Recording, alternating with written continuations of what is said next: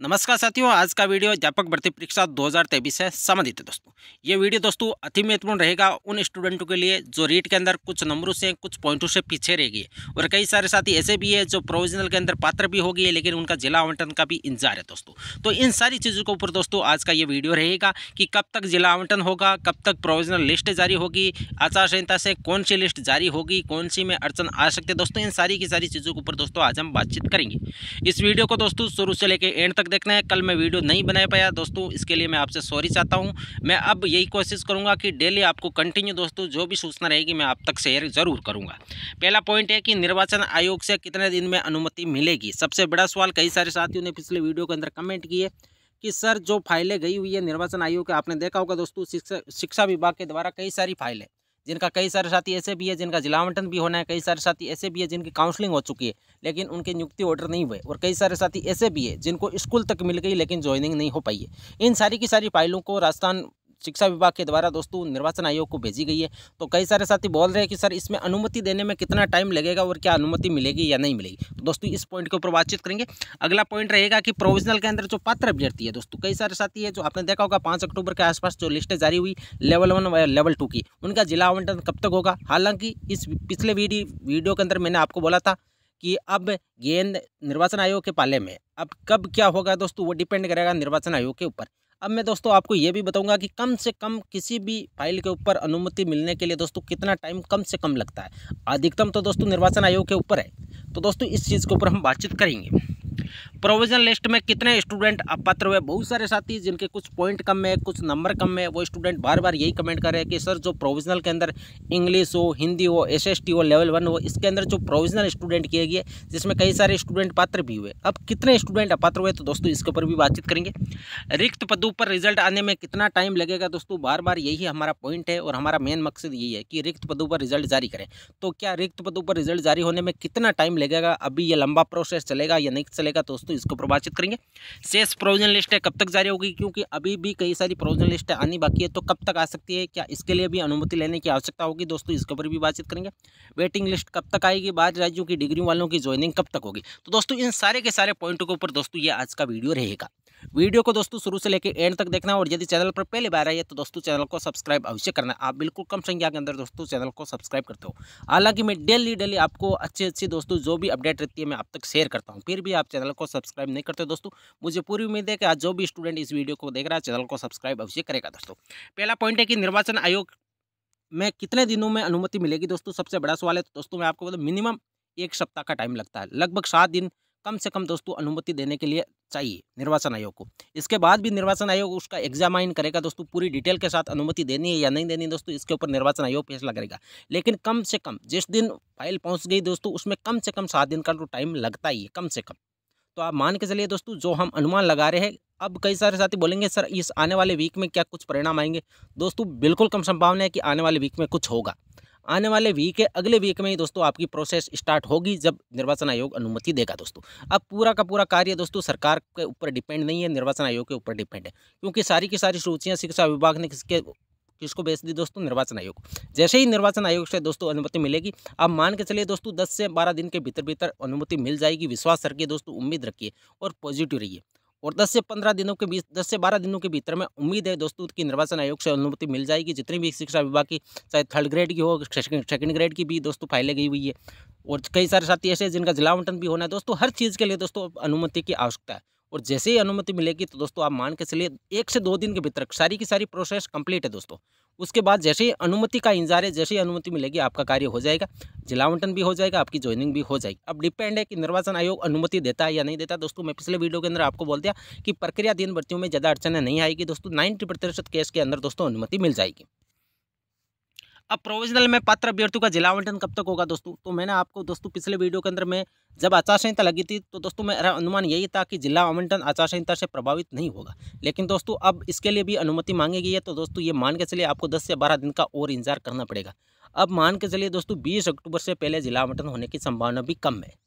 अब जैसे ही अनुमति मिलेगी दोस्तों आपका जिला आवंटन हो जाएगा। मैंने मिनिमम भी आपको टाइम बता दिया कि लगभग 1 सप्ताह से ज़्यादा टाइम लगता है अनुमति देने के लिए। उसके बाद में दोस्तों ये डिपेंड है कि निर्वाचन आयोग कितना इसमें टाइम लगाता है। तो मान के चलिए दोस्तों आपका 20 अक्टूबर के बाद ही आपका जिला आवंटन, आपका नियुक्ति ऑर्डर हो सकते हैं। अब कई सारे साथी, अब प्रोविजन लिस्ट में कितने स्टूडेंट अपात्र हुए, तो दोस्तों बहुत सारे साथी इसके ऊपर कमेंट करें कि सर अपात्र कितने हैं। तो दोस्तों मैं आपको बता दूं, चाहे लेवल 1 हो लेवल 2 हो, अभी किसी को नहीं पता है कि कितने स्टूडेंट अपात्र हुए। और दोस्तों मेन चीज़ ये है कि स्टूडेंट वो कितने अपात्र हुए जिनके कट ऑफ से ज़्यादा नंबर है दोस्तों, क्योंकि उसी से बेनिफिट मिलने वाला है। जिनके कट ऑफ से कम नंबर है दोस्तों, वो भी प्रोविजनल के अंदर है, यदि वो अपात्र होता है तो दोस्तों आपको न तो कोई सीट मिलने वाली है। तो ये डिपेंड करेगा दोस्तों कि जब तक पूरी प्रोविजनल लिस्ट क्लियर नहीं हो जाती दोस्तों, स्थिति स्पष्ट नहीं होगी। और आपको टेंशन लेने की आवश्यकता नहीं है। जिस दिन आपके प्रोविजनल की सारी लिस्टें क्लियर हो जाएगी दोस्तों, अपात्र वालों की भी लिस्ट आ जाएगी। आप इंतजार करिए दोस्तों, धैर्य बनाए रखिए। थोड़ा बहुत आपको इंतजार करना पड़ेगा दोस्तों। मैं हर वीडियो के अंदर बोल रहा हूँ कि आचार संहिता लग गई दोस्तों। अब आपको जो कार्य पहले 5 से 6 दिन में होना था दोस्तों, वो 10 से 15 दिन के भीतर होगा। मतलब कि आप 10 दिन एक्स्ट्रा मान के चलिए हर कार्य में दोस्तों, इतना आपको इंतजार और करना पड़ेगा। लेकिन दोस्तों आपको पॉजिटिव रहना है। अब मुझे पता है दोस्तों, आपकी पीड़ा को मैं अच्छी तरह से समझ सकता हूँ कि एक तो आपका सिलेक्शन नहीं हुआ, कुछ पॉइंटों से पीछे रह गए। कई सारे साथी तो ऐसे जो 0.1 से रहे, 0.2 से रहे। दोस्तों मैं आपकी पीड़ा को अच्छी तरह से समझता हूँ।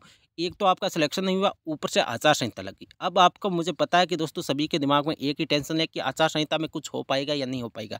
दोस्तों सब कुछ होगा, एक लंबी प्रोसेस होगी। अब इसमें अनुमति लेने की आवश्यकता होगी और 90% केस के अंदर दोस्तों अनुमति मिल जाएगी। आपको थोड़ा बहुत पेशेंस बनाइए रखना है दोस्तों। तो अपात्र वालों की लिस्ट दोस्तों, जिस दिन प्रोविजन लिस्ट है सारी की सारी क्लियर हो जाएगी, अपात्र वालों की लिस्ट भी राजस्थान कर्मचारी चयन बोर्ड दोस्तों जारी करेगा। आपको थोड़ा बहुत इंतजार करना है। अब रिक्त पदों पर रिजल्ट के लिए तो दोस्तों जब तक प्रोविजन लिस्ट क्लियर नहीं होगी दोस्तों, इस पर कार्य शुरू नहीं हो पाएगा।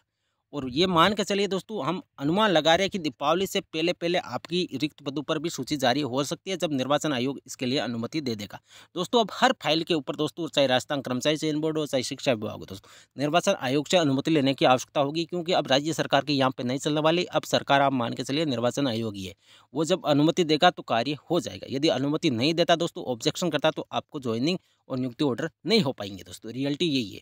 और अब देखने वाली बात यह है कि आपको पता हो 2 दिन पहले शिक्षा विभाग ने ये अनुमति के लिए फाइल भेज दी थी निर्वाचन आयोग के पास दोस्तों। अब मान के चलिए आप 10 दिन के भीतर या 10 दिन से पहले ही दोस्तों आपको यदि अनुमति मिलनी है तो वो स्थिति स्पष्ट हो जाएगी। यदि अनुमति नहीं मिलेगी तो भी दोस्तों स्थिति स्पष्ट हो जाएगी। आपको थोड़ा बहुत 1 वीक का दोस्तों इंतजार करना है। और आने वाले वीक के अंदर दोस्तों बिल्कुल कम संभावना है कि आपका नियुक्ति ऑर्डर हो, आपकी कोई लिस्ट जारी हो। अगले वीक के अंदर बिल्कुल कम संभावना है दोस्तों। और मैं तो यही चाहता हूँ कि अगले वीक के अंदर अनुमति मिलकर सारी की सारी कार्य कंप्लीट हो जाए।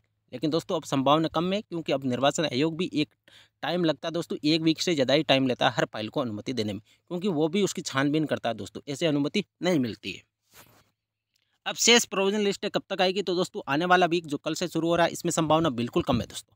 उसके अगले वीक के अंदर ही दोस्तों ये संभावित है कि उसके अगले वीक के अंदर ही आपको मतलब कि प्रोविजन लिस्ट है जो भी शेष है, लेवल 1 की पीएच कैटेगरी, स्पोर्ट्समैन, लेवल 2 की भी प्रोविजन लिस्ट आनी है, इंग्लिश की भी आनी है। कई सारे साथी बोल रहे सर एडिशनल वालों का क्या होगा, तो दोस्तों जैसे ही प्रोविजन लिस्ट क्लियर होगी तभी स्थिति स्पष्ट होगी। अभी कुछ भी कहना दोस्तों जल्दबाजी होगा। अब वेटिंग लिस्ट कब और कितने पद, तो दोस्तों पहले तो प्रोविजन लिस्ट, रिसफल परिणाम, रिजर्व सीटें जितनी भी है दोस्तों, उस पर परिणाम जारी होना हमारी प्राथमिकता है। उसके बाद वेटिंग तो दोस्तों ज़रूर आएगी। मैं हमेशा ही बोल रहा हूँ कि वेटिंग कभी भी रुकेगी नहीं। वेटिंग, यदि आपको कोई गुमराह करा है कि वेटिंग नहीं आएगी दोस्तों, वो बिल्कुल असत्य है। आपको ये तो पॉजिटिव रखना है दोस्तों बात हमेशा कि वेटिंग तो ज़रूर आएगी। यदि या तो सरकार वेटिंग निकाल देगी, यदि नहीं निकालेगी तो दोस्तों कोर्ट किस लिए? कोर्ट में हमेशा दोस्तों वेटिंग के लिए दोस्तों कार्य हमेशा पॉजिटिव रहा है, हमेशा विद्यार्थियों के पक्ष में फैसला हुआ। आपने पूर्व के जितने भी दोस्तों एग्जाम हुए, चाहे रीट 2017 में देख लो, कई सारे साथी ऐसे हैं जो 1-1, 2-2, 3-3 वेटिंग भी कोर्ट के माध्यम से दोस्तों जारी हुई है, राजस्थान सरकार के द्वारा जारी की गई है, कोर्ट ने ऑर्डर करके दोस्तों। तो ये आपने देखा होगा। तो यदि दोस्तों आपको नहीं पता है तो दोस्तों मैं आपको बता रहा हूँ कि वेटिंग 100% आएगी, आपको टेंशन लेने की आवश्यकता नहीं है।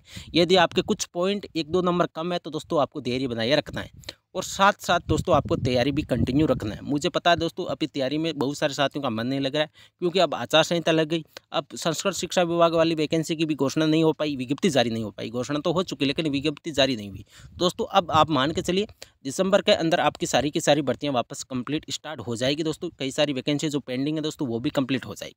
अब कई सारे साथी बोलेंगे सर दीपावली तक रीट की प्रोसेस कंप्लीट हो जाएगी, जो प्रक्रिया दिन भरती है। तो दोस्तों यदि अनुमति मिल जाए तो सारे के सारे कार्य कंप्लीट हो जाएंगे। अब आपको 5 से 7 दिन का दोस्तों और इंतजार करना है। यह देखना है कि निर्वाचन आयोग अनुमति देता है या नहीं देता। ये जैसे ही अनुमति मिलेगी दोस्तों, सारी के सारे कार्य कंप्लीट है दोस्तों। आपके उसके दूसरे दिन ही जिला आवंटन भी हो जाएंगे, नियुक्ति ऑर्डर भी हो जाएंगे और आप स्कूलों के अंदर भी रहेंगे। लेकिन ये थोड़ा बहुत दुख की बात है कि आपका इंतजार थोड़ा बढ़ गया दोस्तों। जो पहले 5 दिन में कार्य होना था वो 10 से 15 दिन में अब होगा। और दोस्तों आपने ये भी देखी होगी कि आचार संहिता लगने से शिक्षा विभाग में 15,477 पदों पर नियुक्तियाँ अटकी। और दोस्तों इसके लिए मुख्य सचिव की अध्यक्षता में आज कमेटी भी गठित की गई दोस्तों, उसमें भी बैठक भी हुई है दोस्तों। उसमें बैठक में क्या निर्णय होता है, कौन से विभाग के लिए दोस्तों अनुमति मांगी जाएगी निर्वाचन आयोग के लिए, कौन से कार्य के लिए दोस्तों, वो भी आज शाम तक स्थिति स्पष्ट हो जाएगी। लेकिन दोस्तों पूरी संभावना है कि शिक्षा विभाग की जितनी भी दोस्तों प्रोसेस चल रही है, प्रक्रियाधीन भर्तियां जो भी फाइलें गई है, ऐसा लग रहा है दोस्तों कि निर्वाचन आयोग अनुमति दे देगा, विद्यार्थी हित में फैसला लेगा दोस्तों। अब बाहरी राज्य की डिग्री वालों की ज्वाइनिंग कब तक होगी, बहुत सारे साथी बार बार कमेंट करते रहते हैं। तो दोस्तों मैं आपको बता दूं इसमें भी टाइम लगेगा, क्योंकि इसमें जैसे ही वेरिफिकेशन होगा दोस्तों लिस्ट तो जारी हो जाएगी, लेकिन ज्वाइनिंग देने के लिए, जिला आवंटन करने के लिए दोस्तों आपको वही बात है कि निर्वाचन आयोग से शिक्षा विभाग को परमिशन लेने की आवश्यकता होगी दोस्तों। वो जैसे ही लिस्ट आएगी उसके बाद परमिशन की आवश्यकता होगी दोस्तों, इसमें भी टाइम लगेगा। आप मान के चलिए दोस्तों आपको 10 से 15 दिन का और इंतजार करना पड़ सकता है मैक्सिमम। यदि अनुमति नहीं मिलती है तो दोस्तों हो सकता है शिक्षा विभाग वापस फाइल भेजे, लेकिन शिक्षा विभाग पूरी कोशिश करेगा कि जिन भी विद्यार्थियों का सिलेक्शन हुआ है दोस्तों उनको ज्वाइनिंग मिले। दोस्तों ये थी आज की वीडियो दोस्तों, वीडियो अच्छी लगी तो चैनल को सब्सक्राइब करें, वीडियो को ज़्यादा से ज़्यादा लाइक करें। Thank you.